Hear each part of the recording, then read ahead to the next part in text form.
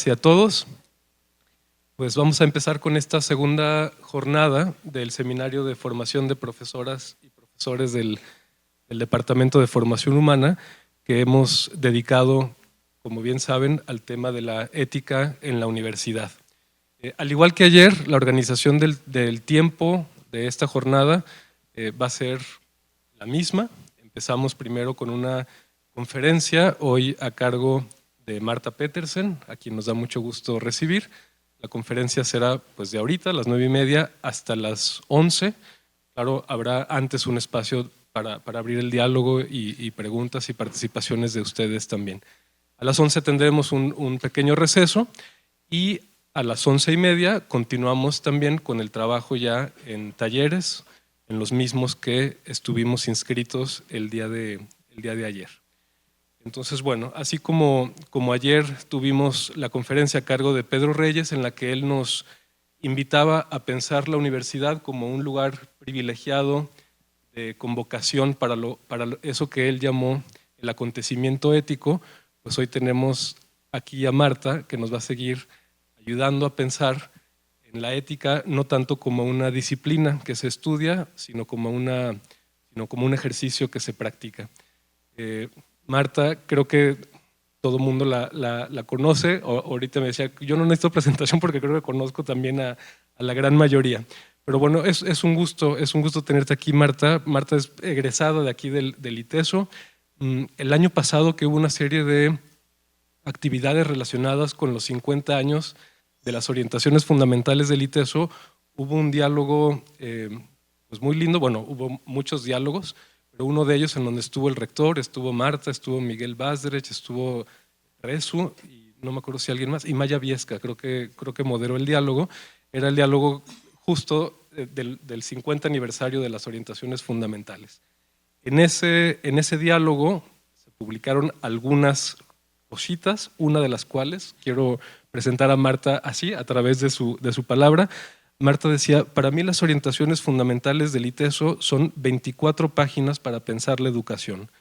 24 páginas que me retan todos los días a decir cómo le hago con este grupo, cómo le hago con estudiantes que a veces no quieren aprender, cómo le hago con los 3 o 4 que me salieron genios, cómo participo en su inserción a una sociedad cada vez más difícil, cómo les ayudo a creer y a renovar esta fe en que el conocimiento, si no está inserto en la sociedad, no sirve para nada, cómo analizamos los problemas nuevos. Esas son las palabras, unas de las palabras que Marta dijo en ese diálogo y que me parecieron muy bellas y quería compartirlas porque creo que están en sintonía con lo que hoy va a compartir con nosotros. Marta es profesora jubilada del Departamento de Filosofía y Humanidades del ITESO, estudió la maestría en Filosofía Social en el Instituto Libre de Filosofía y Ciencias y el doctorado en Filosofía de la Educación aquí también en el ITESO. Entonces es un gusto tenerte con nosotros, Marta, y bienvenida. Pues muchas gracias a todos. Efectivamente me da muchísimo gusto verlos y ver tantas caras conocidas y pensar que dejé el ITESO en buenas manos. Como me fui durante la pandemia, no supe bien quién se había quedado aquí, quién no. Me da muchísimo gusto que estén todos aquí y que sigan a cargo de un departamento que para mí siempre ha sido muy querido, que es el Departamento de Formación Humana. Para mí, yo lo alegué muchas veces, es el departamento que debería ser el corazón del ITESO. Ese es el departamento que realmente expresa lo que las OFIs piensan, bien o mal, lo que pensamos hace 50 años, quienes éramos estudiantes en aquel entonces o quienes eran maestros o rectores, a raíz de una situación muy especial que terminó por forjar el ITESO como una verdadera universidad para mí. Así es que muchas gracias por invitarme y me encanta verlos aquí. Pues el tema que me dieron era ética y la problematización de la vida. En cuanto me dijeron eso, dije, ay, pues ya acabé. Aristóteles ya lo contestó hace muchísimo. Aristóteles siempre dijo, la ética es el demonio del hombre. O sea, no hay remedio más que la ética sea nuestro demonio. ¿Y a qué me refiero con demonio? Por supuesto que el diablo es exactamente, creo que la traducción que más me gusta es la de Jorge Manzano, es el espíritu chocarrero.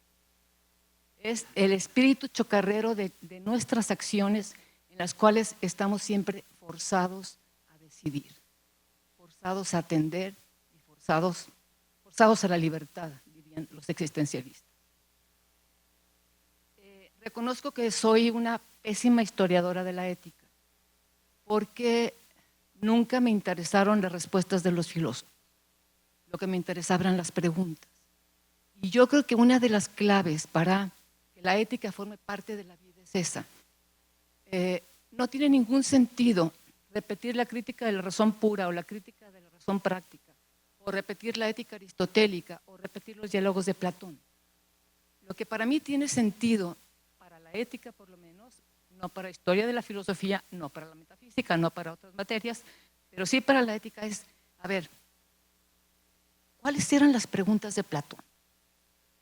¿Qué se estaba preguntando en términos éticos? ¿Qué es el bien? ¿Qué es la verdad? ¿Qué es la justicia? Sus respuestas son increíbles a veces, ¿no? ¿Qué es la belleza? Pues una chava buena, pues sí, tienes toda la razón, sí es cierto. Hay algunas mujeres bellas, pero esa cercanía efectivamente con la pregunta y lo que le admiraba y lo que le asombraba es, yo creo que el método que más nos puede acercar a la ética. ¿Por qué Kant era tan aburrido? ¿Por qué se preguntaba por el deber? ¿Por qué le asombró eso y no la guerra o algunas otras cosas? ¿Por qué Nietzsche se impresionó con el dolor? ¿Cuáles eran sus preguntas respecto al dolor? ¿Por qué Zubiri se obsesionó tantos años en resolver una pregunta que es antropológica, por supuesto, pero que tiene consecuencias éticas gravísimas? Tan graves que nunca se animó a escribir un libro de ética. Se quedó allí analizando la parte antropológica porque la ética realmente compromete las decisiones. Esto yo creo que si les enseñamos a los alumnos, a ver, lo que yo les quisiera decir es que si no miramos, no podemos ser éticos. Si no aprendemos a mirar el mundo, a mirar a los otros, a mirar lo que está pasando, a mirar la historia, a mirar la universidad, a mirar el medio ambiente, a mirar todo lo que es posible mirar, nuestras preguntas éticas serán cada vez más y más cortas. Y la teoría ética no va a resolver las cosas, porque estamos cada vez ante más y más aporías. Yo no sé si les ha pasado, pero lo que estoy pensando es, a ver, dentro de las definiciones de ética hay una que es maravillosa. Ética es la construcción de la casa del amor humano. Es donde vemos que ethos tiene esta raíz, no de costumbre, no de moral, sino efectivamente esta nueva construcción de la casa. Y el diseño de las casas es totalmente distinto en cada generación. Por lo tanto, las preguntas son distintas. Siento que a veces nos emperramos un poco en hacer las mismas preguntas que se hacían y en entender que los problemas son los mismos. Los problemas no son los mismos, señores. ¿La vida es un problema? Sí, la vida es un problema, pero no es un problema a resolver, es un problema a analizar, porque rara vez tiene solución el problema de la vida. De alguna manera pensamos que la ética es un comportamiento moral y que heredamos todo. Esta es, yo creo que una de las características que a mí más me han impresionado de los últimos tiempos. Y les estoy hablando de los últimos 10 o 15 años. Si tenemos una posición antropológica firme, lo que ustedes piensen que es el hombre, hijo de Dios, hermano de Cristo y heredero de su gloria, como decía el Catecismo de Ripalda, entonces, claro, la conducta está normada por algo que se llama moral cristiana, ¿de acuerdo? ¿Sí? Y tenemos una institución que lo protege, que se llama Iglesia Católica. Durante una época fue así, y la solución era relativamente fácil. No estoy diciendo que sea fácil ser cristiano, pero sí estoy diciendo que de alguna manera la vida tenía cierta solución. Hoy, si hay alguna institución en la que desconfiamos, es en la iglesia. Si hay alguna moral en la que no acabamos de creer, es en la moral cristiana. Aunque todavía haya gente que piensa que es hijo de Dios, hermano de Cristo y heredero de su gloria. Eso es aparte. Entonces, yo siento que estamos cada vez más descobijados. Y entre más descobijados estamos, las preguntas son más serias y más graves. Porque son preguntas que nos tenemos que hacer un poco en soledad, pero siempre mirando un mundo que ya no es el nuestro. ¿Qué les gusta? En los años 80, 90, nos desgañitamos con Hans Küng y apostamos por una ética mundial y apostamos por instituciones serias. Se acaba la Segunda Guerra Mundial y entonces apostamos justamente por instituciones que iban a solucionar los problemas mundiales. La ONU, la OEA, los tribunales internacionales. Inventamos un montón de cosas, inventamos el derecho internacional, inventamos el derecho de las minorías, etc. Hoy esto no sirve de nada, de absolutamente nada. Todas las instituciones están rotas. La posibilidad de un gobierno mundial está totalmente alejado de la política actual. Ya no sabemos ni para dónde voltear, ¿sí? Parece que el derecho internacional se hizo para violar. O sea, protestan los tribunales internacionales y a todo el mundo le importa un cacahuate. Protestan las minorías y todo el mundo dice es que la mayoría está aplastante y tiene derecho. Eso es otro tronido de otra teoría, ¿se fijan? La teoría de los valores de Max Scheler. Los valores teóricos no pueden guiar la acción. Ustedes dan clase de democracia, ¿quién nos escucha? O de libertad, o de justicia, etc. Eso no quiere decir que no haya, de alguna manera, una reflexión importante en torno a la teoría. Pero la pregunta no es qué es la justicia, es qué son los actos justos. ¿Dónde están esos actos justos que van construyendo realmente a los seres humanos? ¿Con qué se come eso? Porque las definiciones de justicia, o sea, pueden ser interesantísimas.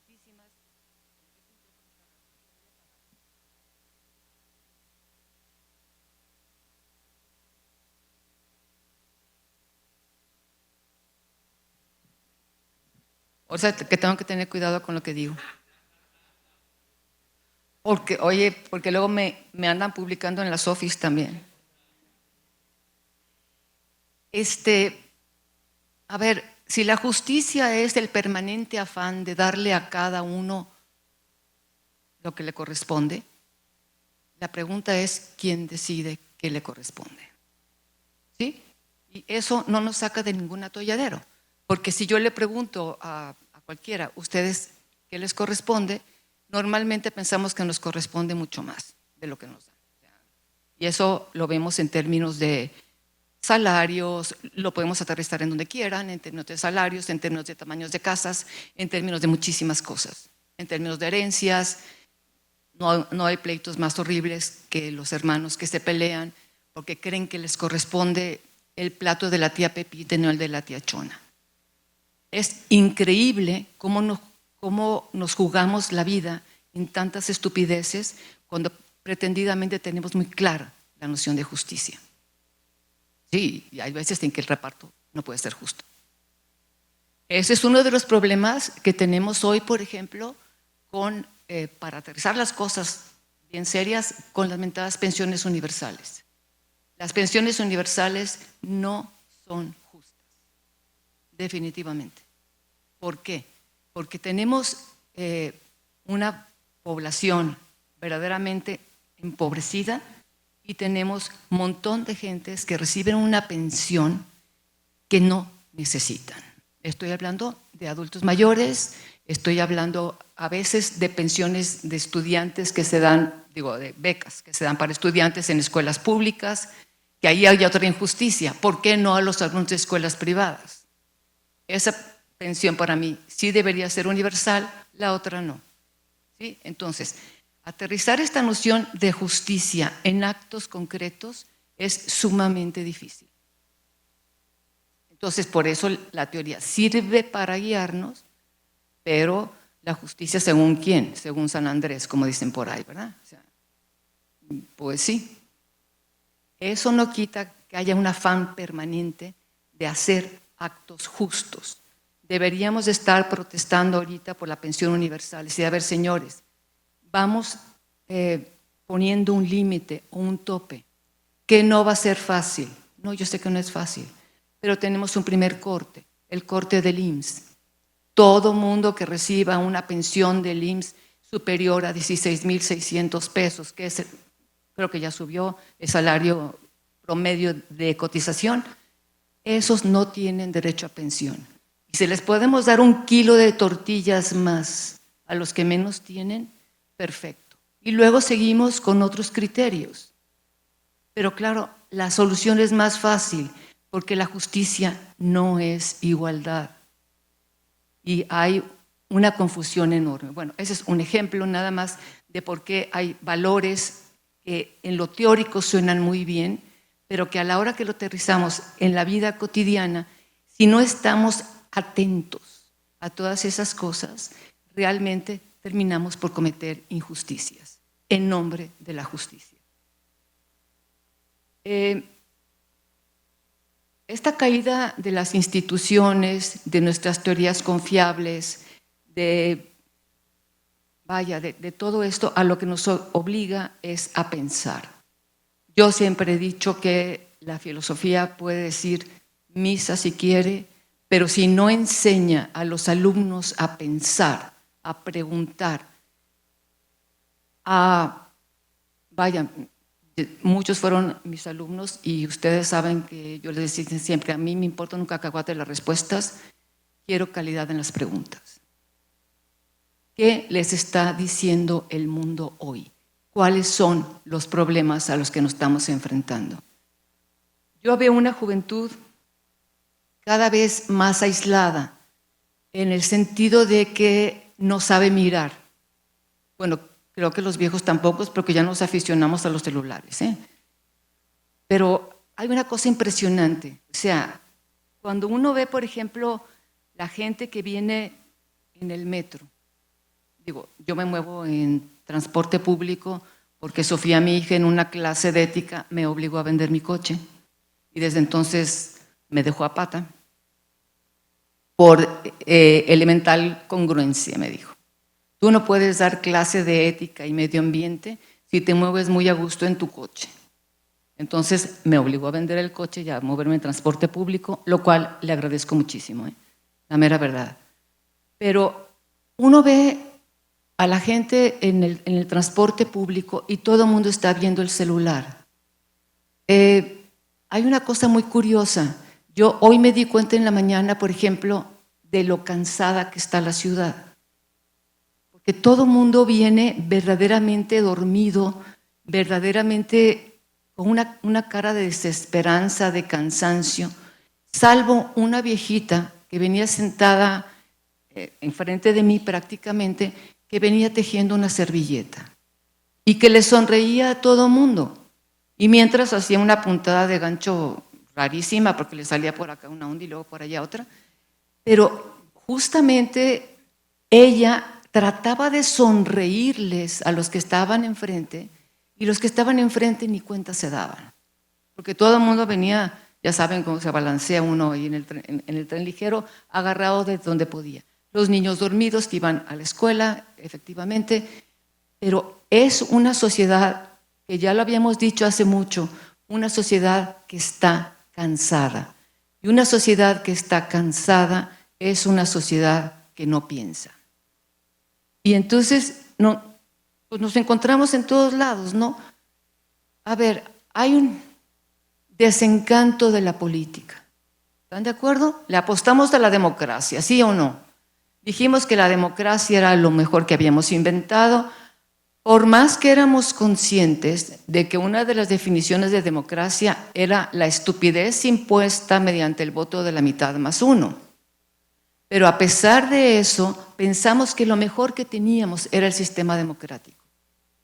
Está reventado en todo el mundo, señores. Ya no sirve para nada y no tenemos alternativas. O sea, no podemos discutir la democracia y no podemos entonces discutir la política. Y a mí los chavos me dicen, no, es que yo para qué voto, a mí no me interesa la política, yo soy médico. Dije, mira, le dije al que me dijo eso, puede que no te importe, pero alguien está haciendo política por ti. Porque el hombre, una de sus múltiples definiciones es ser un animal político. Y ese animal político que está metido en la sociedad tiene que aprender a mirar los problemas políticos. Y eso es dificilísimo. ¿Por qué? Porque siempre acabamos agarrados de la greña, los morenistas contra los panistas, contra los del, bueno, creo que ahora se llama el PRIAN, por lo menos en palabras de nuestra presidente, perdón. Pero tenemos que aprender a mirar. Nos quejamos del medio ambiente. A mí me ha dado por ser peripatética últimamente, o más bien patética que peripatética. O sea, por caminar mucho. Caminar mucho significa observar mucho. Y realmente es la primera vez que me doy cuenta, por ejemplo, de lo absurdo de las ciudades, que me doy cuenta de las dificultades para caminar y que me doy cuenta de por qué inventamos una cosa que se llama derecho de las ciudades. Es increíble el estado de las banquetas de esta ciudad.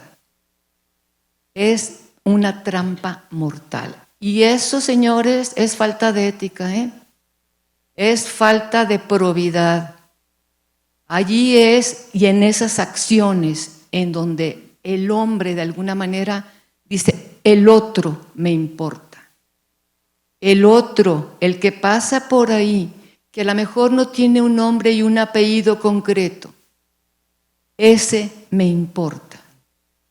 ¿Sí? Yo les pongo un ejemplo muy bobo. En la colonia, no se llama la Seattle, la que está antes, en donde estaba la casa de los jesuitas, de los himnos patrios y los lábaros patrios y no sé qué. Algo así se llama Conjunto Patria, ¿no? No hay banquetas, las banquetas son angostísimas. ¿Por qué? Porque a un arquitecto se le ocurrió que lo importante eran los coches. Y encima de todo, hay un señor que yo digo que odia a la humanidad, que tiene en la banqueta un maguey de este tamaño. Entonces, por supuesto que cuando pasas por ahí, lo que tienes que hacer es bajarte a la calle. Hay mamás que circulan con bebés, hay gente que anda en silla de ruedas, hay estacionamiento de los dos lados. Entonces, ¿cómo le haces a veces para cruzar? Y eso es falta de ética, señores. La ética no se juega en el espacio, se juega en el espacio, pero en el público, en donde estamos todos los días conviviendo. Y dense una vuelta a pie, miren la ciudad, miren la destrucción de nuestra ciudad y entonces actúen en consecuencia. Que no puede hacer nada. No, sí, por lo menos ve y participe y pega de gritos en las reuniones de colonos, por lo menos exige en el gobierno municipal, por lo menos pon como parte de los proyectos eso. Si nuestros chavos, a ver, es algo que decía Javier Zubiri, y no estoy inventando cosas más que en sus consecuencias éticas. Si el hombre no se enfrenta a la realidad, no sirve para nada. Y a la realidad no puede ser una realidad mediada, tiene que ser una realidad hecha cosa, hecha persona, hecha el otro. Porque si no inventamos puras tonterías. Otros casos que me llaman muchísimo la atención es, de alguna manera apostamos siempre a que el bien estaba dado. ¿Sí? El bien estaba un poco ya marcado, estas son las conductas buenas, estas son las conductas malas. Hoy eso ya no es posible, y nos estamos enfrentando ante conductas que no sabemos juzgar. En términos sexuales, por ejemplo, que serían los más comunes o los más cotidianos, en términos de conductas políticas, en términos de qué significa ser ladrón, en términos de qué significa la verdad. Porque la verdad se ha convertido en mi verdad, en lo que yo digo, en lo que yo quiero y en lo que yo hago. Y eso no funciona. ¿Cómo es posible que nos enfrentemos al otro, mediados por el celular o por el TikTok o por yo no sé qué tarugadas, y cuando nos encontramos enfrente, entonces inventamos cosas raras, ¿no? O sea, ética del cuidado. Y tenemos una teoría padrísima de la ética del cuidado. Hombre, si no estás viendo al señor que duerme en la banca, ¿cuál cuidado? Puedes decir lo que quieras, puedes inventar unas teorías maravillosas, pero si tú no te haces cargo, que es lo que decía Ellacuría, si tú no te haces cargo de la realidad del anciano que vive en la banca de enfrente de tu casa, al que le robaron el perro ayer en la noche y que le falta una pierna, entonces, ¿qué es la ética del cuidado? Una maravillosa teoría en donde ahí sí todos nos vamos a hacer cargo los unos de los otros. No es cierto, señores, la ética se aterriza en acciones. Esta ética del cuidado y este mirar al otro es muy curioso porque va desde estos casos de cuidado hasta los modales elementales. Bueno, lo que se llamaban modales en el Colegio Guadalajara, yo no sé si esto… No les estoy diciendo que se lean el manual de Carreño ni que se dejen guiar por él, pero lo que es cierto es que cuando dejamos de ver al otro, ¿sí?, ni siquiera decimos buenos días. Me llamó mucho la atención hace varios años que se hizo una de esas encuestas de la felicidad, de algunas encuestas de felizología mundial, encuesta del bienestar, creo que le llamaban. Una de las razones por las cuales en Bélgica, yo leí el resultado de Bruselas, porque entonces andaba metido en el Consejo Económico de la Unión Europea, una de las razones por las cuales la gente no era feliz era porque ya nadie la saludaba en las mañanas. Y uno dice, bueno, pero oye, si tu ciudad está bien chida, es que pasar anónimamente enfrente de una sociedad que siento que me debería de proteger es lo peor que me ha pasado en la vida. Y no estaban hablando de ancianos, eran jóvenes.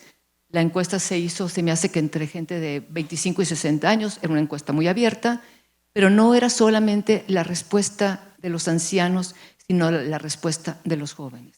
Si es que esa ética del cuidado, curiosamente, que se hizo tan famosa, con teorías tan bellas y etcétera, se aterriza solamente en acciones concretas, que van de los modales al hacerse cargo del otro concreto que está enfrente de mí.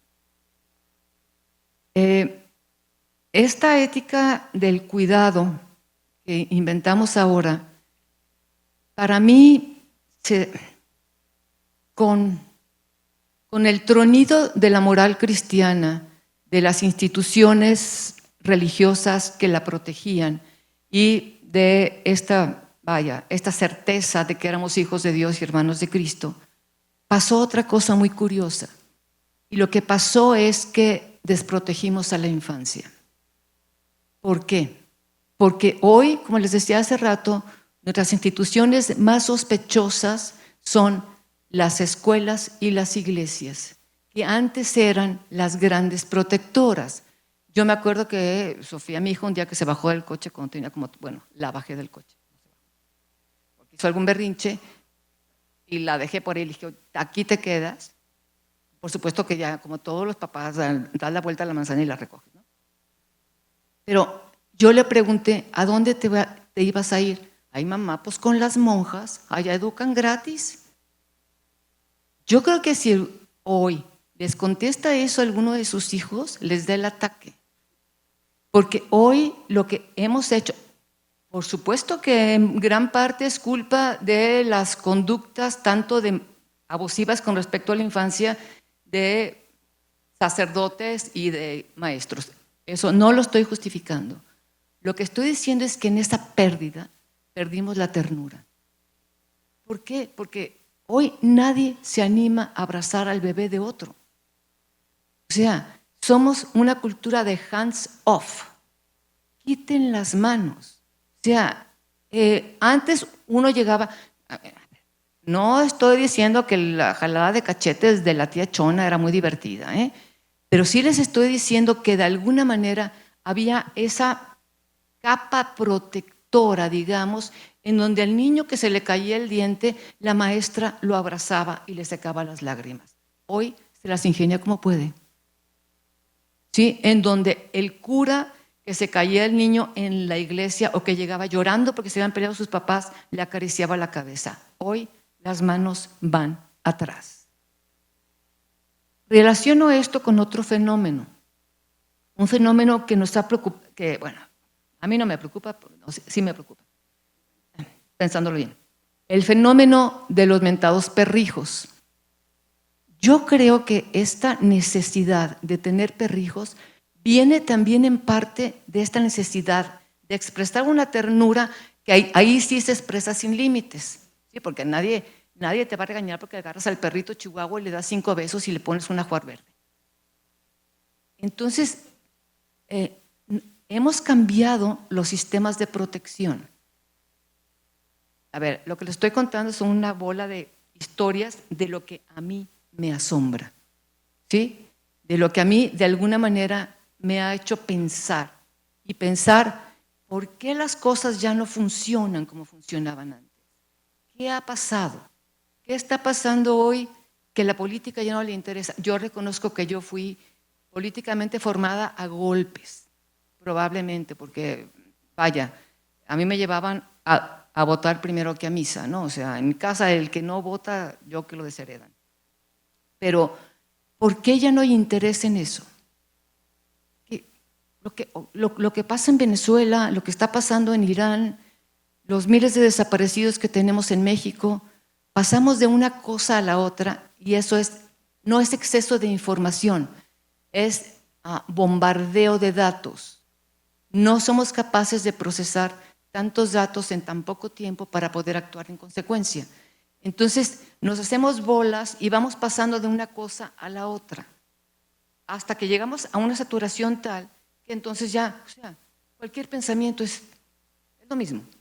No puedo hacer nada. O sea, ¿yo qué hago con los desaparecidos? ¿Y yo qué hago con Venezuela? Pues hay Maduro, que Dios la bendiga, y vámonos. Y que la Delcy Rodríguez, pues a ver qué desbarajustes hace por allá. A ver, ¿qué está pasando en América Latina, señores? Es una reconfiguración del mundo. Estamos entregando los primeros 25 años del siglo XXI en un desfiguro total político y en una reconfiguración geopolítica nueva. Entonces, ¿cómo se enseña la ética? Hombre, pues sí, tengo que saber de economía, sí. Todo no. Tengo que saber de geopolítica, sí. Todo no. Tengo que saber de arquitectura, sí. Porque si no, no sé cómo componer la ciudad. Tengo que saber de sociología, sí. Yo no sé qué va a pasar con los medios de comunicación y el mentado derecho de las audiencias que están discutiendo, Ahí va a pasar algo muy serio. Tienen que empezar a pensarlo. Por eso tenemos que estar al día de qué está pasando con la comunicación, qué está pasando con nuestros comunicadores, qué está pasando con nuestra gente, qué está pasando con este ímpetu de verdad, ética y ciencia. ¿Dónde está la verdad? ¿Cuáles son las consecuencias de la verdad? Yo creo que uno de los primeros lugares en donde la ética aterrizó un poco atarantada, pero más o menos, es la famosa bioética. Y de repente como que se les hizo fácil a los bioeticistas, ay, aquí están los 4 principios y que el consentimiento informado y que no sé qué, y que no sé qué. Aplicamos los principios y cumplimos. Esa es la actitud de muchos investigadores, tengan cuidado, O sea, cumplen con los requisitos que marca la Asociación Mundial de Bioética y punto. Las complicaciones son enormes, enormes. Mi hija, que es filósofa, muchos la conocen, a Sofía, luego estudió medicina y luego hizo un doctorado en genética humana y hoy se dedica a enfermedades raras. Su especialidad, bueno, por decirlo así, porque es horrible, es Alzheimer temprano. Tenemos, desgraciadamente, en Jalisco un grupo en la zona de Los Altos que tiene una tendencia mayor a la tendencia de todo México al Alzheimer temprano. Es un defecto genético. Ese defecto genético se ha multiplicado porque esa zona es expulsora de migrantes. La mayoría de nuestros migrantes jaliscienses van a California. Fíjense qué complicado, ¿eh? Entonces, UCLA ya tiene un problema, es decir, la comunidad de Los Ángeles y alrededores ya tiene un problema de Alzheimer temprano, porque lo exportamos nosotros, un poco como la sífilis y un poco como todo, o sea, no crean que ya se acabó el contagio, ¿no? Y la única ventaja es que UCLA, por supuesto, pone fondos para la investigación. El consentimiento informado es una discusión del tamaño del mundo. ¿Quién tiene derecho a saber y cuándo? Si el paciente o el probable portador quiere saber, perfecto. Pero luego resulta que la segunda esposa del papá que tiene hijos por otro lado tiene derecho a saber o no. Las discusiones son enormes y a veces hay que ir hasta Texas a buscar a la tía que es la que sabe la historia familiar. No es tan fácil. Hoy otra complicación de eso es la donación de cerebros. ¿Por qué? Porque gran parte de la investigación o de la corroboración de la investigación se tiene que hacer sobre cerebros de gente que apenas está muriendo. Como no tenemos tanta certeza de cuándo muere el cerebro, hay mucha reticencia porque el cerebro se tiene que sacar durante la primera hora después de que se declara la muerte. Entonces, hay una discusión enorme, bueno, tan enorme que hay un congreso internacional en Sao Paulo en abril, a ver qué diablos vamos a hacer con esas cosas. Si no, o sea, no les estoy diciendo que se dediquen a esas cosas extrañas que se dedica Sofía, porque es horroroso, como dice Sofía, el genetista solamente da malas noticias, es un poco como los cancerólogos, no, bueno, esos a veces salvan vidas, los genetistas nunca, porque siempre que hay una sospecha, generalmente lo que te dan es una sentencia temprana de muerte, ¿no? Pero lo que les quiero decir es que si no aprendemos cuáles son los problemas de nuestros chavos, no son los suyos, señores, perdónenme que se los diga, yo estoy viejísima, pero ustedes ya no están tan chiquitos. Los muchachos que van a recibir son muchachos de 18, 19 y 20 años que vienen de un mundo totalmente distinto al que vivimos nosotros, de infancias distintas, de costumbres distintas, de intereses distintos. Y a los que yo apuesto que ustedes les pueden enseñar a mirar al mundo de una manera no mediada, por lo menos durante 2 semestres, por lo menos durante un ratito, porque sin eso todo lo que hagamos van a ser lindas teorías éticas que, señores, por favor, ya vimos que no funcionan, ya se las presenté, ¿sí? Ya vimos que la ética mundial no funcionó, que no funcionó. La ética del cuidado se quedó en un lindo y precioso deseo, que las éticas de los valores, como Max Scheler y compañía, se quedaron también en algo que no puede forzar la acción, ni siquiera puede motivarla. Ya no digo forzarla porque forzarla sería antiético, que no puede motivar las acciones éticas. Lo único que nos puede medio acomodar a este camino es mirar el mundo y mirarlo de una manera crítica, sana y consciente. Sin eso no vamos a hacer nada. Por lo menos eso es lo que yo viví después de 25 años de tirar rollos en esta universidad. Sí, o sea, y de hacernos bolas, ¿no? ¿Cómo se construye esa casa del amor humano? Es una definición preciosa, ¿están de acuerdo? Etos, lo que mantenemos en etología, no es moral, no es nada. No es ley. La discusión sobre la ley tampoco funcionó, ¿se dan cuenta? O sea, ¿por qué? Porque, a ver, ¿qué es la ley? Benditos romanos que la inventaron, sí. Les estoy profundamente agradecida, porque la ley es un atajo.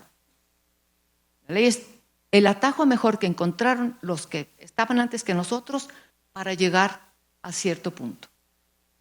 Eso no quiere decir que sea eterna ni permanente. Por eso tenemos la revolución de las leyes que tenemos ahorita, ¿no? O sea, no sé cuántos cambios constitucionales llevamos, como 131 en los últimos 6 años, o no sé qué. Entonces ya mejor hagan una nueva, neta. O sea, si eso es la ley, pues mejor vamos empezando de cero y vamos haciendo todo.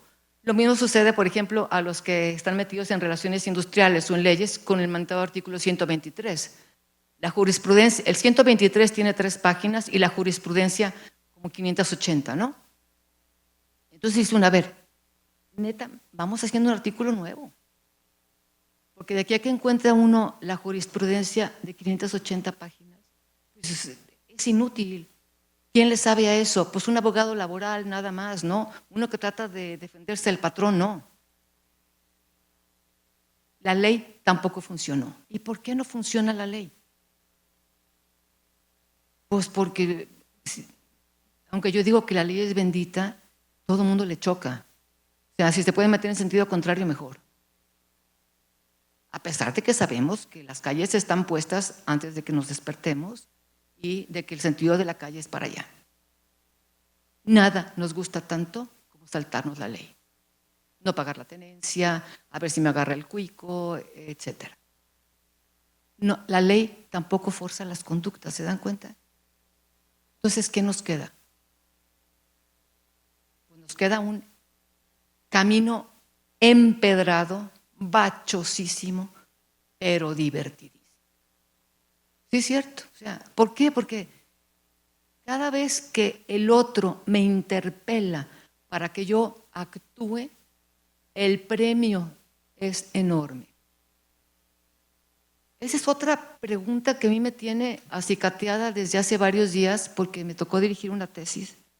No me tocó dirigir una tesis, me tocó estar en un examen profesional y el tema era el tema de la felicidad. Y yo le preguntaba a esta chava, es mucho más joven que yo, es de la edad de Sofía, mi hija, es una parte antidiluviana de la escuela de filosofía, porque hace más de 15 años que salió. Pero lo que yo le preguntaba, oye, ella trabaja con alumnos de prepa, ¿tus alumnos se preguntan por la felicidad? Todo aquello que nosotros discutíamos sobre la felicidad y que es la beatitud, yo la palabra beatitud no me gusta porque yo a los beatos no los veo nada felices, casi ninguno. Que si la felicidad, que si la beatitud, que si el bienestar, que si nuestros alumnos se preguntan por eso. ¿Están preocupados por ser felices? ¿Tienen alguna noción de la felicidad? ¿Realmente quieren eso? ¿O están tan ocupados que ni siquiera se preguntan? Tan distraídos que ni siquiera se han preguntado si son felices. ¿Cuándo estar deprimido está de moda? Realmente yo que en este momento, híjole, lo que voy a decir es medio grueso, pero creo que la felicidad es contestataria. Porque en este momento lo que se usa es estar triste y deprimido.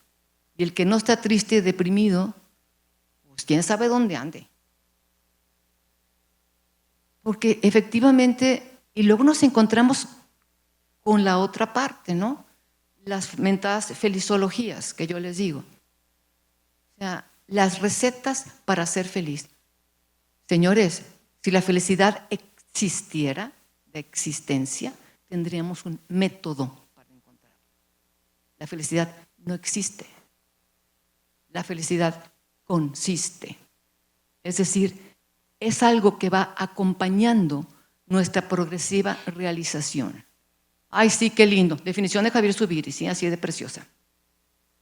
Sí, tú dices Javier Zubiri, qué chido. Lo que tú me estás diciendo es que la realización de las mentadas notas, bueno, los filósofos, que creo que muchos aquí ya saben lo noto de Zubiri, que son las notas, tú dices, a ver, Zubiri, ¿desde cuándo las notas se realizan de una manera coherente y congruente? O sea, yo puedo tener una etapa de una profunda realización intelectual y se me muere mi hijo y me da en la torre. Le da en la torre a toda la estructura. Estoy de acuerdo, la unidad de subir y todo lo que quieran. Pero como que no es al mismo tiempo, ¿no? O sea, puedo estar profundamente enamorado y tener cáncer. Entonces, ¿de qué estamos hablando cuando hablamos? No hay métodos para la felizología. Hay algo que se llama psicología positiva, si no me equivoco, y discúlpenme los psicólogos si hay alguno, pero que creo que no resuelve las cosas. Tampoco el budismo resuelve las cosas, señores. Paz y amor y om y no sufras, ni pare de sufrir tampoco. Eso no ha funcionado. Entonces, por favor, atentos al mundo, atentos a los problemas, atentos al otro, atentos, miren, miren y miren. Y piensen, piensen y piensen. De la mano de los grandotes, sí, perfecto, de la mano de Kant, de la mano de Nietzsche, pero pelíense con ellos. Las preguntas de Kant no son las nuestras, mucho menos sus respuestas. Hombre, que sí le hiciste muy bien. El método, o sea, yo lo que hago a veces, bueno, estoy bien loca, pero me imagino ser Kant caminando por el camellón, ¿sí? Entonces dijo, a ver, gordo, ¿qué te estarías preguntando en este momento con lo que estás viendo? ¿Por qué te impresionaba el deber ser, el cómo hacer las cosas? O juego a ser Nietzsche. Como casi siempre traigo tenis, es más fácil. Hacer desparpajada. ¿Qué me está impresionando del mundo? ¿Qué me duele de mi cuerpo en este momento? ¿Qué dolores estoy observando? Y la verdad es que eso me ha dado mucho más resultado que la crítica de la razón pura y la práctica. Es necesario leerlas para saber cómo le hizo el Señor que las hizo. No qué hizo, sino cómo le hizo para hacerlas. Y bueno, esa es mi experiencia. Muchos años de andar en estos enjuagues.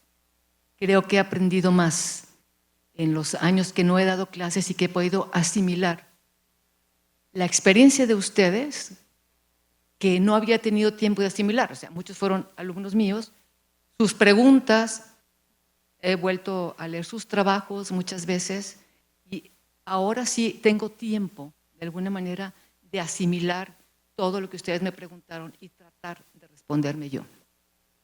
Ese ha sido mi método de filosofar. Aquí los dejo y cuanta pregunta quieran, aquí estoy.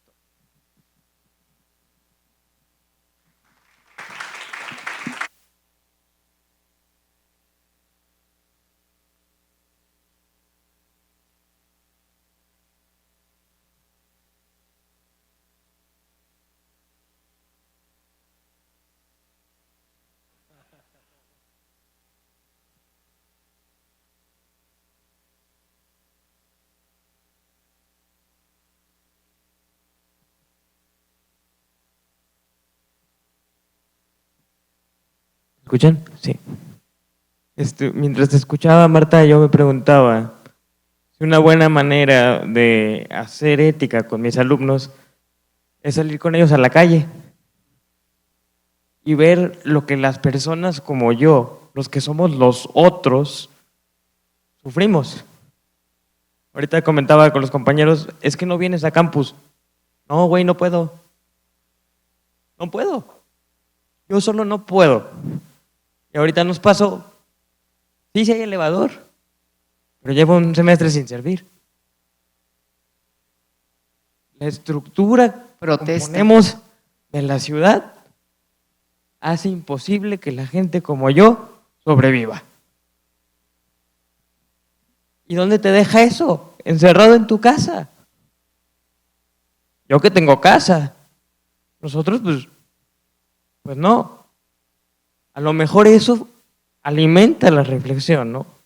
Alimenta el ver esas otras realidades que ocultamos todo el tiempo.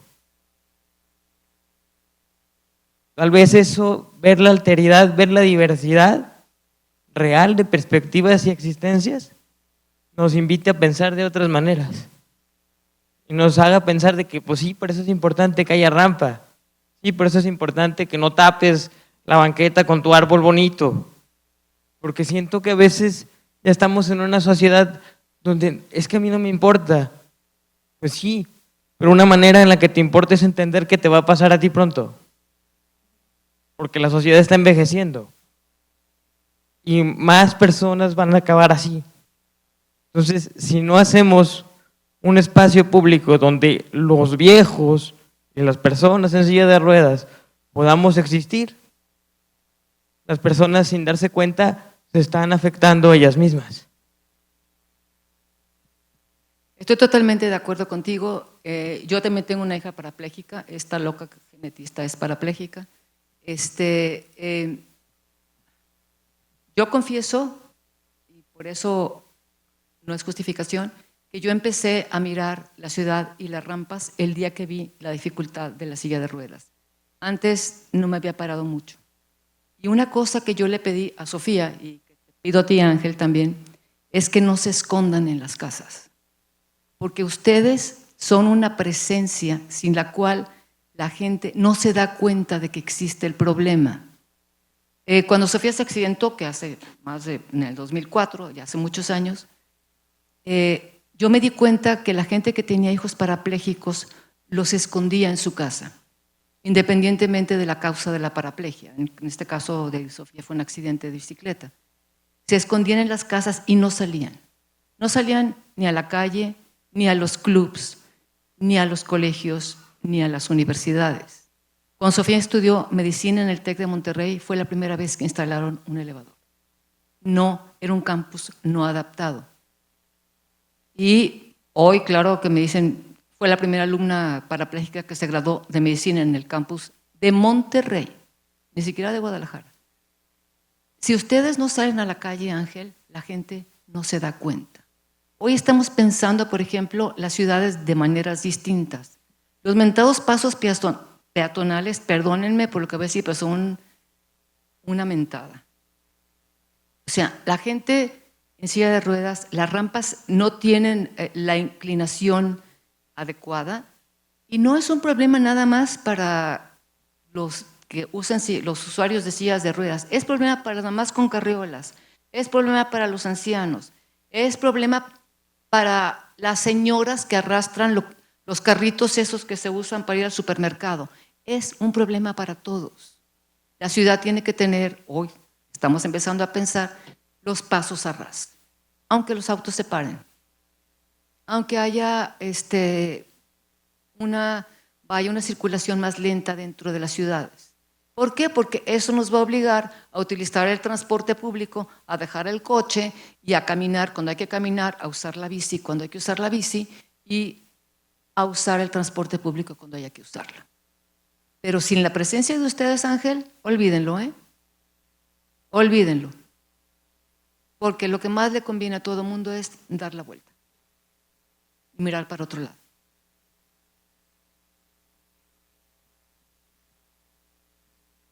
Sí, la ética se hace en la calle,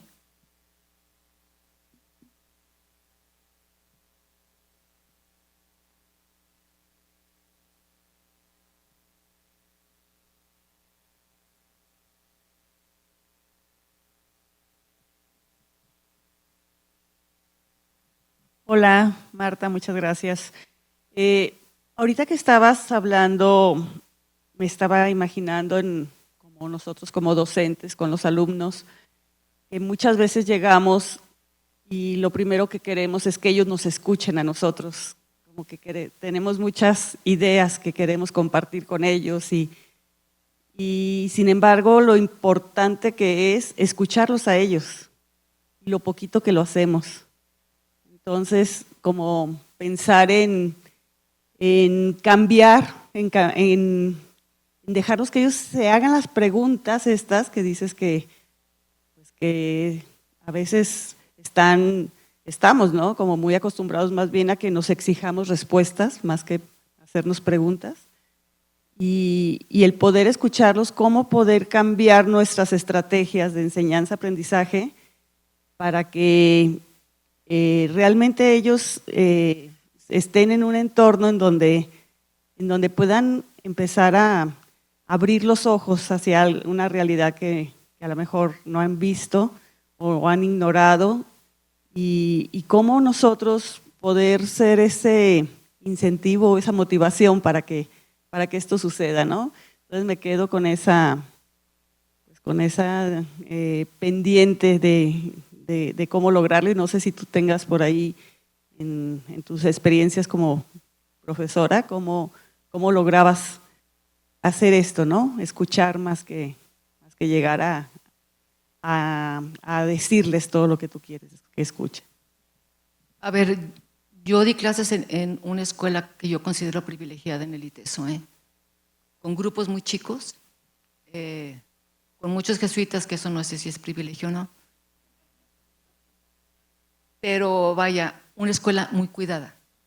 Ustedes tienen el grandísimo reto de que reciben alumnos de todas las carreras, de todas las formaciones y de todo tipo de familias. Acá un poco como el ambiente era SJ, medio SJ, estaba como controlado, era un ambiente muy controlado por la compañía. Entonces, el primero que se me salía de Huacal iba y casi me lo llevaba de las greñas con el rector, ¿no? No, o sea, era mucho más fácil, es lo que te quiero decir. ¿Cómo hacerle? Sí, yo creo que un poco es, no les estoy pidiendo que no les enseñen ética, ¿están de acuerdo? O sea, lo que les estoy pidiendo es que la teoría les sirva de algo, porque si no es horrible. Una manera es, sí, vamos a la calle. Yo me acuerdo que yo a veces les dejaba de tarea, a ver, escríbanme López Mateos de tal cuadra, tal cuadra. ¿Qué vieron? Vamos a no sé, una vez cometí la locura de llevarme a mis alumnos de ética 3 meses a la Tarahumara.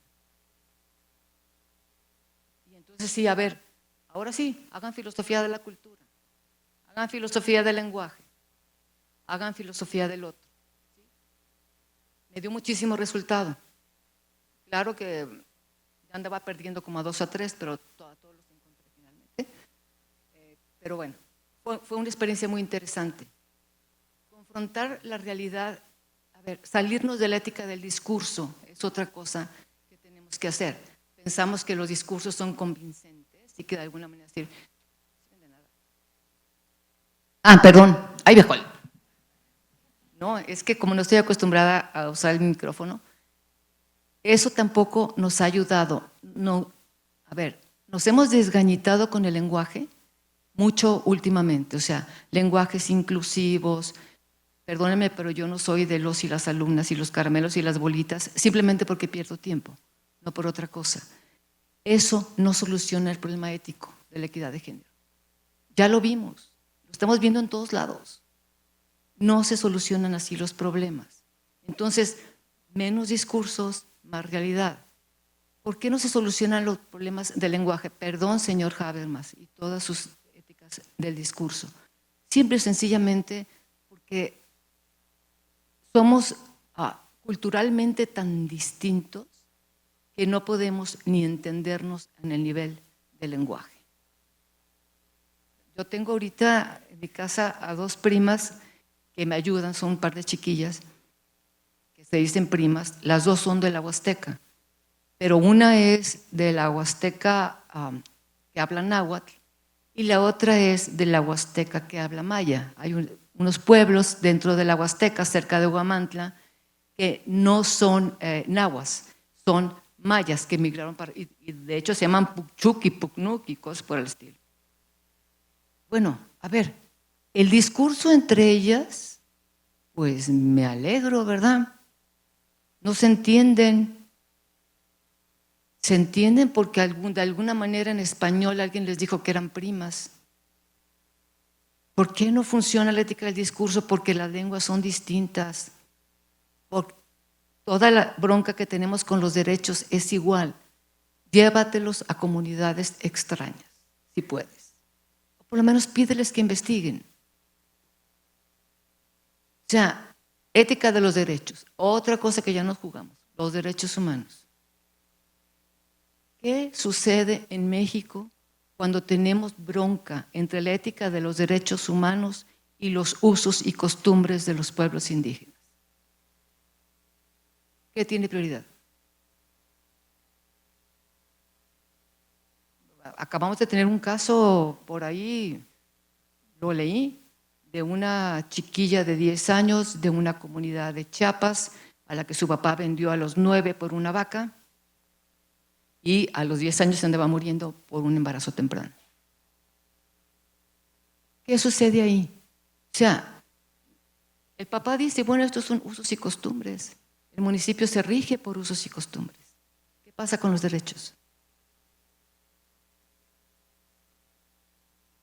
Entonces, confrontar a los alumnos con esas preguntas cuya respuesta no es clara, por lo menos en México. Sí, bueno, también hay cafres en todos lados, pero por lo menos en México, que es la comunidad más cercana que tenemos, es algo que valdría la pena hacer.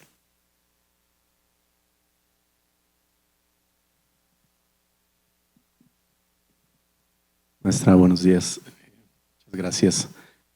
A mí me he quedado, bueno, ahora he estado comentando cosas. En la parte final también de su exposición estuvo diciendo, ahora también acaba de comentar, pero hay una expresión que usó 2 veces, pero que la segunda vez remató y como que me hace un poco de necesidad que profundice en ella, porque dice mirar no mediadamente la realidad.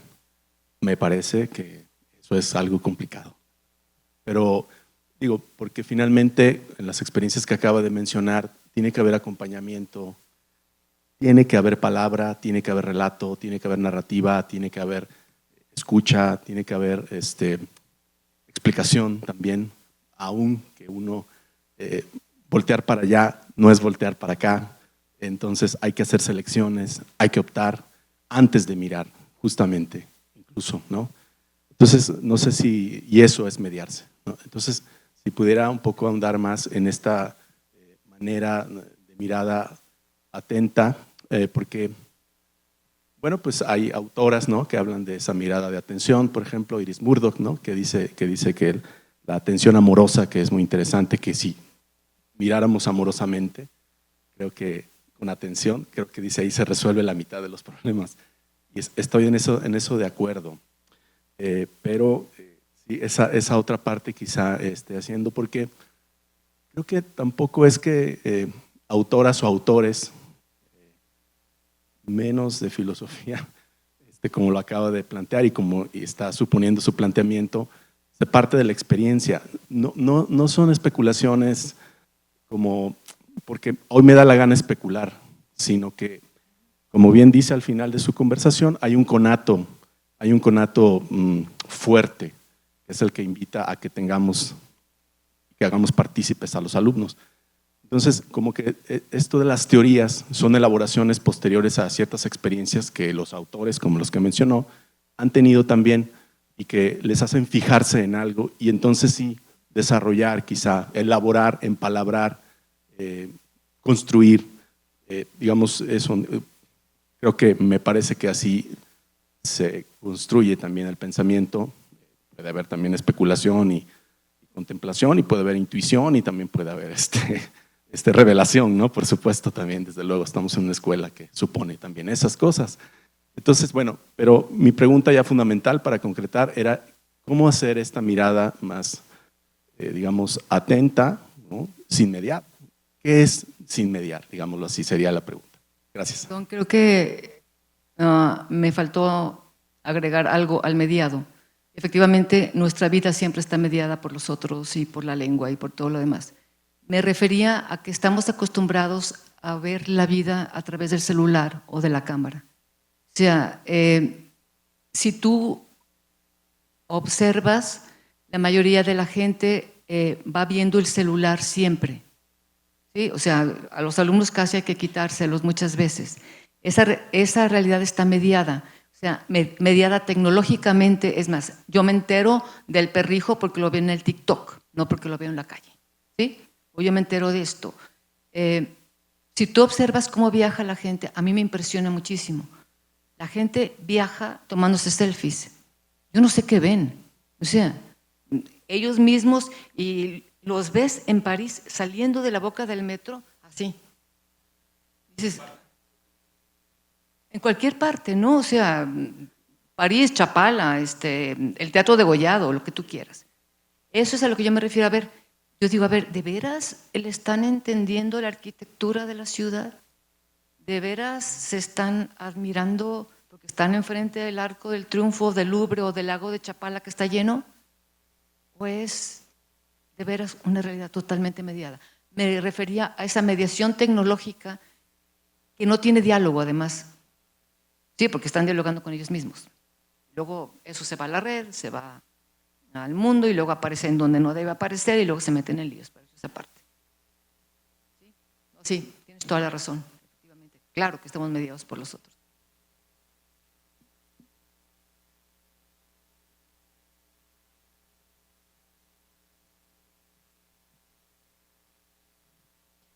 Bueno, a mí me da mucho gusto conocerla porque yo no había tenido el gusto de conocerla y también soy egresada del ITESO. Te salvaste de ser mi alumna. No, hubiera estado padre, creo. Yo más que preguntas iba a decir hacia ti, pero no sé si es muy confianzudo. Muy bien.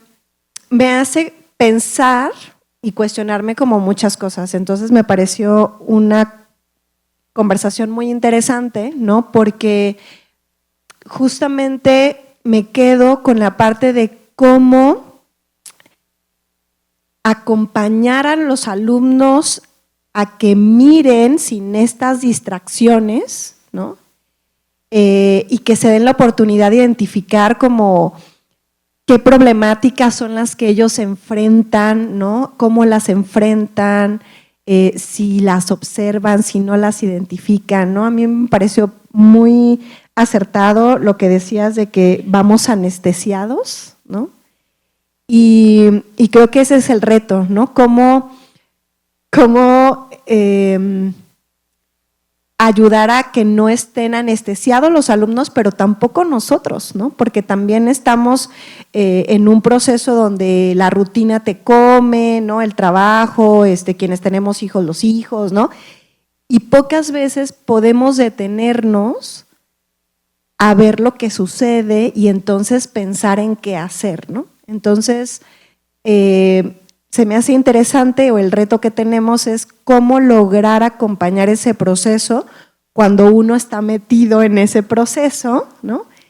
Y cómo pensar junto con ellos, ¿no? Y también quizá, pues, justo quitar las certezas que uno también cree tener, ¿no? Sobre la vida, sobre el trabajo, sobre la maternidad, etcétera, ¿no? Entonces, me pareció muy interesante, ¿no? Sí, me lleva a preguntas, ¿no? De en qué están distraídos, por qué se distraen, ¿no? Cuáles son sus preocupaciones, si realmente se preocupan por ser felices o no, qué es lo que los mantiene ahorita como atentos o si no están atentos a nada, ¿no? O si están viviendo como la esperanza o la desesperanza. La verdad es que me voy muy movida, ¿no? Y con muchas como ideas para justamente pensar cómo reestructurar la clase, ¿no? Yo apenas tengo un semestre dando ética, identidad y profesión y para mí ha sido un reto bien interesante, ¿no? Mi licenciatura es psicología. Hace rato que decías que esperabas que no hubiera psicólogos. No, está bien. Pero entonces ha sido un reto más grande, ¿no? Porque sí creo que meterme no solo en el tema de la ética ha sido interesante, sino cómo entender, y ahorita me encantó como lo dijiste, como que la ética finalmente también tiene que ver con la congruencia de uno, ¿no? De lo que uno cree, lo que uno hace, lo que uno piensa, lo que uno siente. Entonces, bueno, me voy muy Nada más ahí sí cuidado, ¿eh?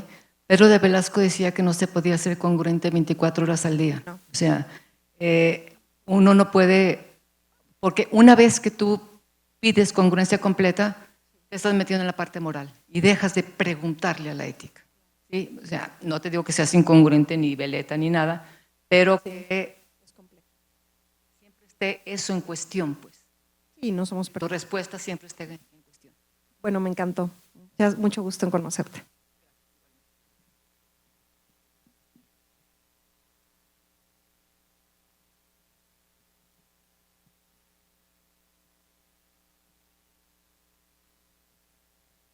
Marta, buenos días. No voy a decir que fue mi profesora porque fuimos más bien compañeros de clase en la maestría.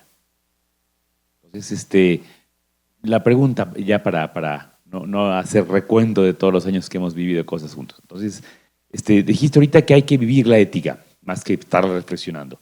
Estoy de acuerdo, pero yo creo que también hay que tener como referente, saber para dónde es para abajo y para dónde es para arriba. Entonces, ¿qué se te ocurre a ti? Porque San Ignacio nos proponía, pues, en su principio y fundamento, que el paradigma era servir a Dios y mediante eso salvar el alma, y lo demás valía gorro. Que no te preocupe ser rico o pobre, que no te preocupe la vida larga o corta, que no te preocupe la salud y enfermedad. Y ahora sí nos preocupa. Entonces uno dice, caray, entonces, ¿qué cambió? ¿Cuáles son ahora los lineamientos para dónde es una visión deseable y que entonces eso orientaría nuestra acción, visión y corazón?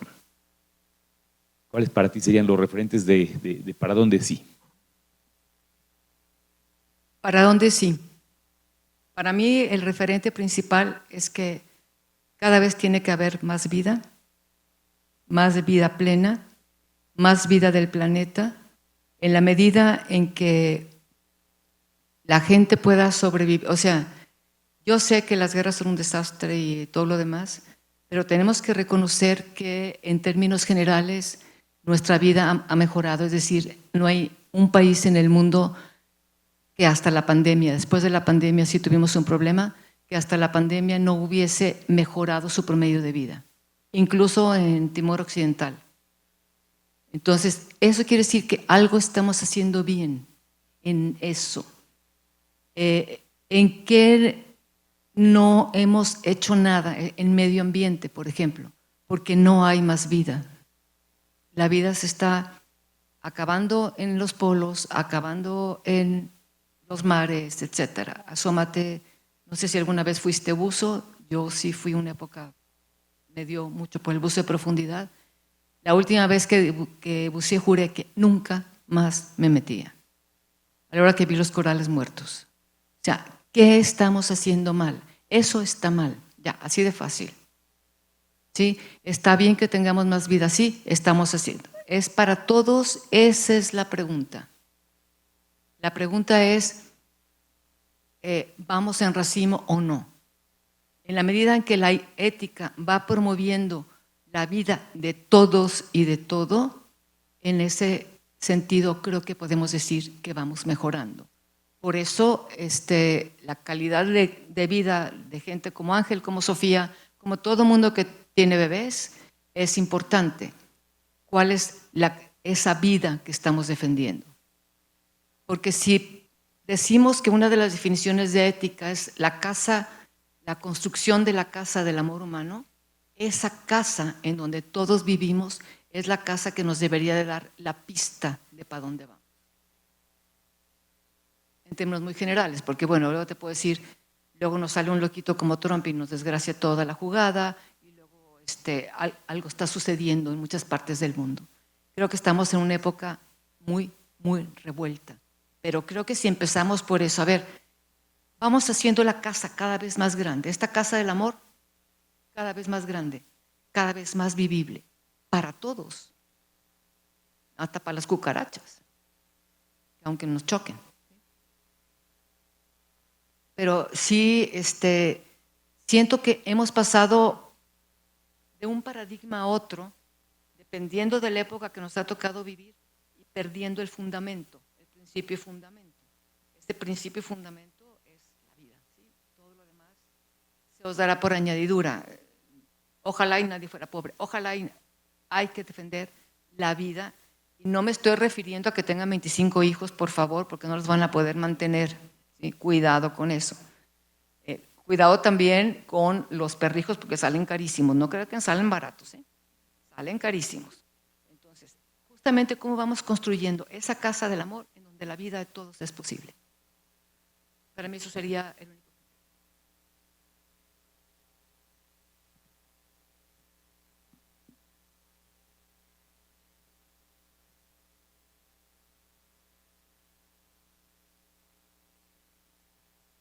¿Qué tal, Marta? Muy buenos días. No tenía el placer, así es que un gusto. Muchísimas gracias.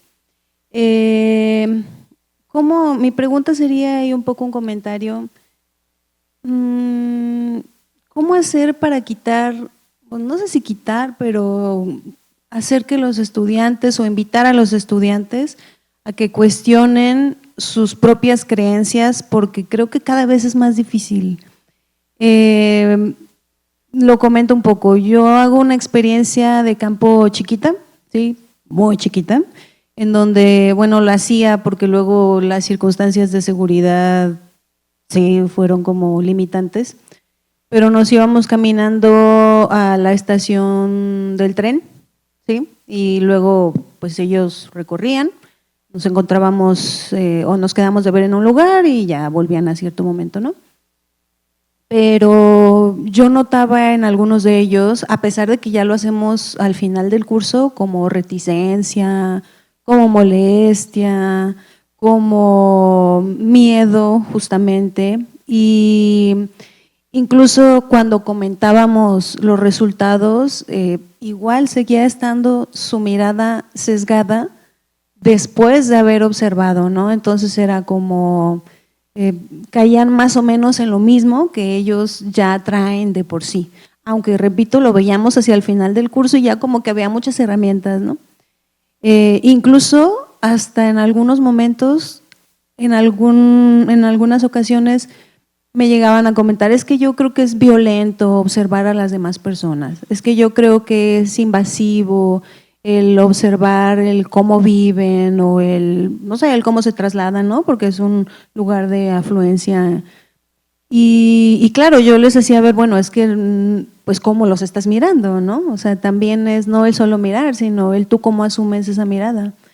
Entonces, pues sí, cómo intentar, sí lo cuestionan, pero al mismo tiempo es muy difícil romperlo, ¿no? Estos filtros que ya tienen, que pues dificultan esto justo que nos has comentado a lo largo de la conferencia.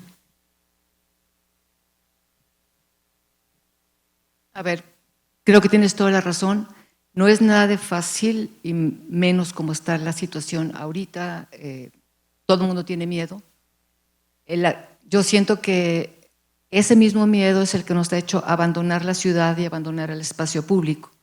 Entonces, todo el espacio público ahora está abandonado, curiosamente, porque básicamente hay una desconfianza en el otro que se la han ganado a pulso algunos, no te digo que no, pero si abandonamos el espacio público, señores, se acabaron las ciudades y se acabó el planeta. Porque encerrados en nuestras casas nos sentimos seguros, pero realmente ni siquiera lo estamos. No vas a lograr cambiar a los alumnos. O sea, no esperes que tus alumnos cambien, que se queden con el gusanito, es lo único, que hagan el experimento una vez. Voy a decir una cosa muy fea, porque muchos fueron mis alumnos, pero yo les decía, a ver, de cada generación voy a salvar a 4, no más de 4. Es imposible que tú pretendas que todos tus alumnos de alguna manera entiendan lo que quieres. Pero si son 4 y la siguiente generación son 5 y la siguiente son 6, está perfecto. Yo siento que a veces los maestros quisiéramos, híjole, a ese no le pude ayudar, con ese no la hice. Ahora, te hablo en mi experiencia como maestra también, no a todas las generaciones les funciona lo mismo, eso es parte de la pedagogía. Tenemos generaciones en donde ese experimento es exitosísimo y a la siguiente generación el experimento no te sirve de nada. Bueno, hay que ir aprendiendo, hay que ir modificando las cosas y hay que ir haciendo, pero tampoco te desesperes, es normal. Yo tuve generaciones que me corrieron de clases y que me demandaban porque no les ponía 10. ¿Sí? O sea, así sucede. Pero eso es parte justamente del aprender a ser maestro y a dar clases. En la medida en que más años des clase, más concha te haces, por un lado, pero más le vas hallando el modo por otro. Sí, a localizar a los alumnos que de alguna manera estás viendo que no están jalando, a ver cómo le haces con ellos, etcétera. Sí, no siempre es fácil. Si fuera fácil, todos seríamos eticistas. Maravillosos.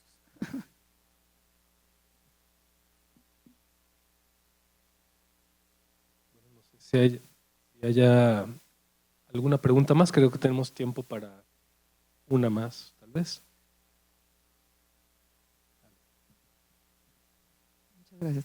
Marta, muchas gracias por tantas ideas compartidas de tu experiencia. Mi inquietud es muy parecida a la de Fabi. Mencionabas como 3 cualidades en esa forma de propiciar la mirada en los estudiantes. Mencionabas una mirada crítica, una mirada sana y una mirada consciente. Entonces me quedé yo también como patinando en cómo propiciar y tú también ¿a qué te referirías con esas 3 cualidades también como pistas para nosotros los docentes para seguirle pensando por ahí? Gracias. A ver, la mirada no necesariamente tiene que ser crítica, porque muchas veces lo que yo digo es que no miramos ni la belleza.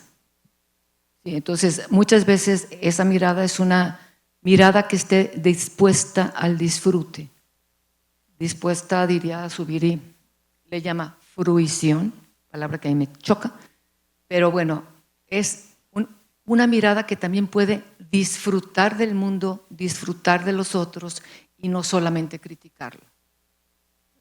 Cuando tú entras al ITESO, o sea, y están, ahorita no hay flores, pero normalmente las primaveras están floreando, es un disfrute. ¿Sí? Atenta al disfrute también. El mundo es un mundo que es disfrutable. Entonces, ok, vamos a criticar aquello que realmente está lastimando el mundo, la casa que queremos construir y el modo en el que queremos estar. Pero también vamos a disfrutar. Sí, criticar. La mirada tiene que ser atenta, más que crítica. Es decir, no podemos. Por eso yo hablaba de una mirada no mediada en el sentido de que si ya te dicen, tienes que criticar el Cerro del 4, vamos a ver todo lo gacho que hay en el Cerro del 4. Y en el Cerro del 4 hay cosas bien padres, abusados. Entonces, es más bien estar atento para disfrutar, para criticar y para luego hacerse preguntas sobre eso. Sí, se me olvidó esa parte de que yo estoy convencida de que la realidad es disfrutable y por lo tanto la felicidad es posible.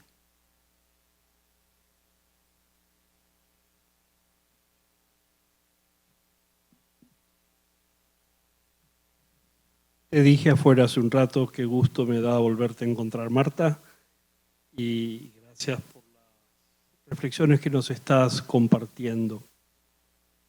Hay algo que a mí me preocupa como profesor, a lo mejor producto de la edad que tengo.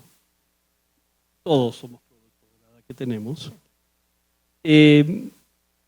Y es el miedo que uno ve en los jóvenes hoy. Pongo un ejemplo que quizás no sea propio de la universidad, pero que es trasladable también a la universidad. En una escuela de Guadalajara, una escuela privada, no importa cuál, y tampoco importa si es privada o era del Estado, una maestra hizo una experiencia de colocar en el pizarrón la palabra futuro. Y pidió a sus estudiantes, sus niños, sus alumnos, creo que era de 4º grado, y 4º grado, si no me equivoco, son 9 años, que pasaran libremente, y repartió gis a cada uno, etcétera, y escribieran las veces que quisieran, llenaran el pizarrón de palabras asociadas a futuro. Cuando terminó, por supuesto, todos pasaron, escribieron, el pizarrón no quedó con ningún espacio que no esté con gis, o sea, pizarrón, o sea, no quedó ningún espacio negro o todo blanco. Se le ocurrió sacar una foto para después verla con tranquilidad en su casa. Y lo que más le asombró es que la palabra que más se repetía en relación a futuro era miedo. Miedo. Miedo. Y Cuando me lo contó, bueno, fue en una sesión que a mí me habían invitado, etcétera. A lo mejor lo que dije justificó para que no me invitaran más, pero eso poco importa. A mí me dio terriblemente miedo y traslado eso también a mi experiencia con estudiantes en la universidad y veo una generación con miedo. Veo estudiantes, por ejemplo, que dicen, yo ya no quiero vivir más en México. Yo digo, bueno, cuidado que tampoco las cosas están bonitas en todas partes, ¿no? Porque ya tener que decirle a mis papás a qué horas salgo, a qué horas vengo, dónde estoy con el celular, avísame, etcétera, ya no lo puedo seguir soportando, pero entiendo la inseguridad que se vive, etcétera, y la intranquilidad que da a mis papás, etcétera, etcétera.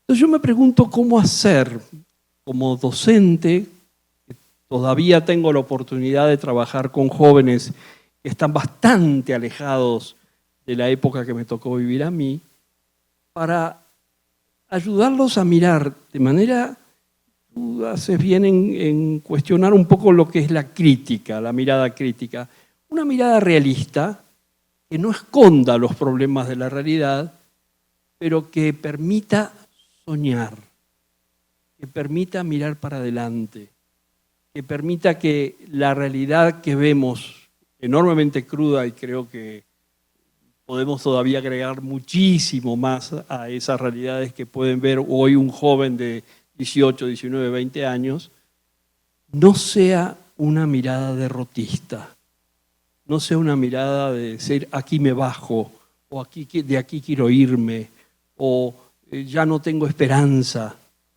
¿Cómo hacer eso? Y me pregunto si no hay una responsabilidad ética de parte del docente, de nosotros, para trabajar esto. No tengo la respuesta, ¿eh? Yo tampoco. A ver, sí yo veo una generación que está dispuesta a decir como Mafalda, para en el mundo que me quiero bajar, ¿no?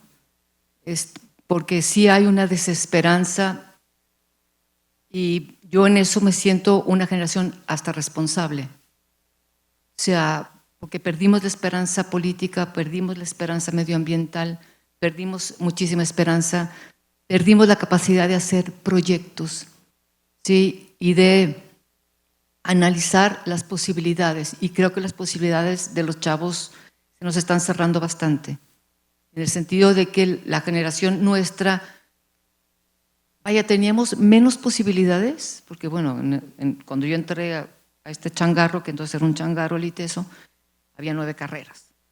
O sea, o estudiábamos A, B, C, D, E y F. No podías escoger universidad, porque a la UDG no podías entrar, de la UAC ya te habían corrido y tienes que caer aquí.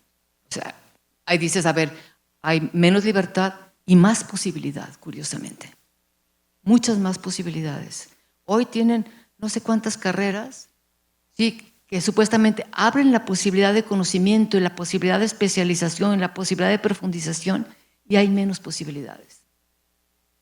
Entonces, uno no se anima a animar a los proyectos de los alumnos cuando tú mismo estás viendo que los proyectos están cada vez más difíciles. Los alumnos no quieren vivir en México, yo lo entiendo. La mitad de mi familia ya no vive en México. O sea, de mis primos, de mis hermanos, después de toda la patraña de venirse de Alemania para acá, ya todo el mundo regresó. ¿Qué está pasando? Tampoco es cierto que la vida ya esté fácil, ¿eh? Es lo que tú dices, o sea, se les hace que saliendo de México ya no hay violencia. ¡Ay, cuidado! ¿Cómo le hacemos efectivamente para hacer proyectos en un mundo violento? ¿Se puede? ¿Cuáles son estos proyectos que tú le llamas realistas, pero a la vez marcados por la esperanza? Porque la verdad es que la única esperanza está en las acciones nuestras que puedan modificar las condiciones de este momento. Porque si nos sentamos y no hacemos nada, nada va a cambiar, señores. O no hay que hacer lo mismo para que pasen cosas distintas, ¿verdad? Porque va a pasar lo mismo. 1 más 1 siempre han sido 2.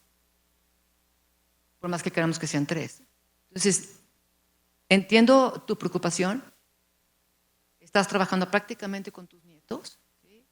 O sea, con 2 o 3 generaciones abajo. Era mucho más fácil el mundo que vivíamos nosotros que el que están viviendo ellos. Esta es la primera vez que una generación piensa que sus hijos van a vivir peor que ellos. Es la primera vez. O sea, antes siempre pensábamos que nuestros hijos iban a vivir mejor y le apostábamos a eso. Y hoy no sabemos cómo hacerle para decirles a nuestros hijos que la vida está mucho más complicada que la que tuvimos nosotros. Y bueno, vamos a empezar a construir de ahí. Eso es realismo, sí. Está más complicada, pero no está imposible, ¿eh? Lo que pasa es que la acción tiene que ser mucho más seria y más comprometida. Profesionalmente, tú no te la pasaste tan bien, pero yo aquí viví toda mi vida, tenía la vida profesional solucionada, el día que salí de la carrera tenía 3 chambas. Hoy eso no sucede, ¿eh? Luego ya no me gustó ninguna y me fui a estudiar filosofía, pero eso no lo digo. Marta, te agradecemos muchísimo. Gracias por tus reflexiones que seguro nos ayudan a seguir pensando en nuestra labor como profesoras y profesores en este departamento. Y a nombre del departamento te quiero entregar un detallito. Conste que los quise dejar salir temprano, ¿eh?